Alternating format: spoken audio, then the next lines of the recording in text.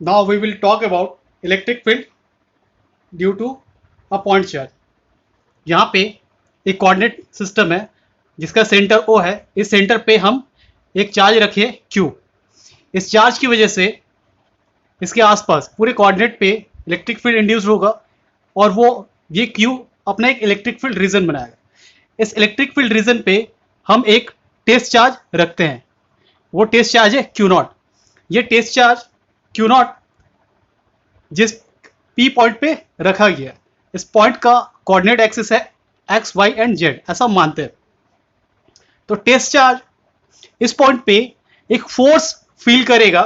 वो फोर्स का जो डायरेक्शन होगा that will be towards the repulsion. That means ये सपोज हम यहां पे एक पॉइंट ए इंडिकेट कर रहे हैं तो वो पी ए की तरफ फोर्स का डायरेक्शन होगा. ठीक है, हमने जाना है अकॉर्डिंग टू कूलम्स लॉ. अगर आप कूलम्स लॉ के बारे में नहीं जानते हैं तो उसका लिंक मैं डिस्क्रिप्शन में मेंशन कर दूंगा. साथ ही साथ स्क्रीन के आई बटन पे आपको सजेस्टेड वीडियो में कूलम्स लॉ मिल जाएंगे. तो आगे बढ़ते हैं. Electric field due two point charge का रिजल्टेंट फाइंड आउट करने के लिए ये पॉइंट चार्ज कितना फोर्स एक्सपीरियंस करेगा, हमें लिखते हैं कि अगर F is the force exerted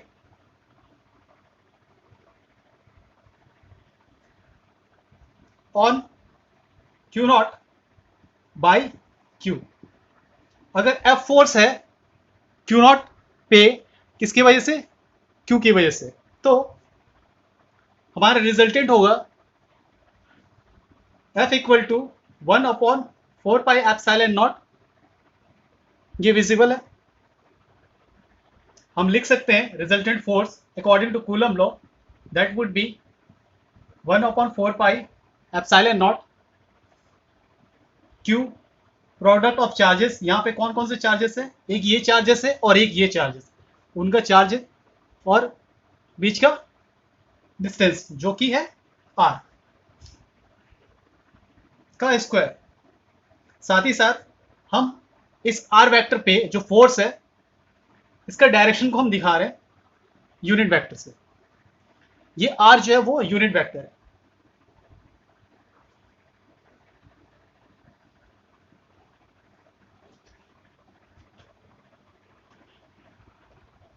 R is a unit vector जिसका डायरेक्शन है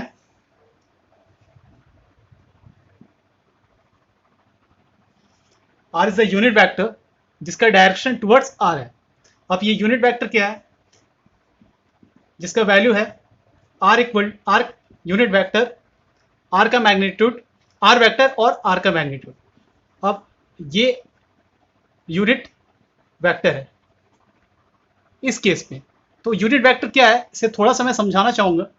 सपोज हमारे पास कोई ब्लॉक है, इस ब्लॉक पे मैं फोर्स लगा रहा हूं, फोर्स F, और उस फोर्स का मैग्नीट्यूड मान लीजिए 20 न्यूटन है टुवर्ड्स इट्स. तो इस मैग्नीट्यूड को हम क्या लिखेंगे, इस मैग्नीट्यूड को हम लिखेंगे F वेक्टर, और F का मैग्नीट्यूड, और ये क्या है, डायरेक्शन है, इस डायरेक्शन को हम लिख रहे हैं F कैप. तो इसी हिसाब से हम इसको रीअरेंज करके F is equal to F magnitude F vector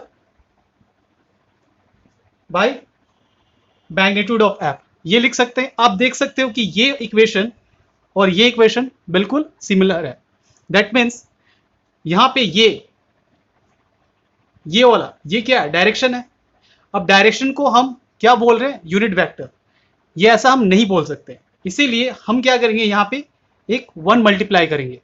1 multiply करने के बाद अब ये डायरेक्शन प्लस मैग्नीट्यूड दोनों मिल गए ऐसे, तो ये एक वेक्टर की तरह हम इसे ट्रीट कर सकते हैं.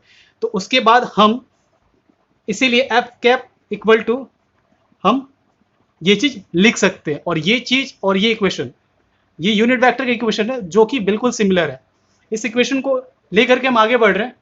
This is our resultant vector जिसे हमने इक्वेशन 1 माना है। आगे हम लिख सकते हैं आर कैप इक्वल टू, हमें मिल रहा है आर वेक्टर और आर मैग्नीट्यूड, आगे लिख सकते हैं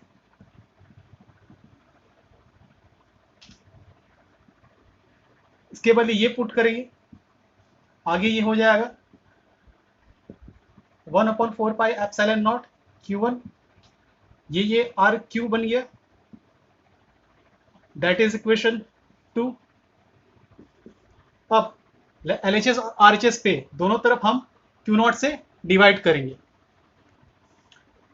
इस इक्वेशन को हम Q0 से दोनों तरफ डिवाइड कर रहे हैं, यहां से Q0 कट जाएगा और ये इक्वेशन को हम रिप्लेस कर सकते हैं इलेक्ट्रिक फील्ड इंटेंसिटी के केस में।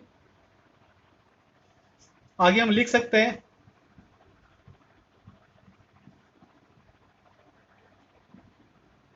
अब हम यहां से देख सकते हैं इस इक्वेशन में हमें क्या मिला था, R cap equal to vector R by magnitude of R. तो वेक्टर आर को हम लिख सकते हैं मैग्नीट्यूड ऑफ आर और यूनिट वेक्टर।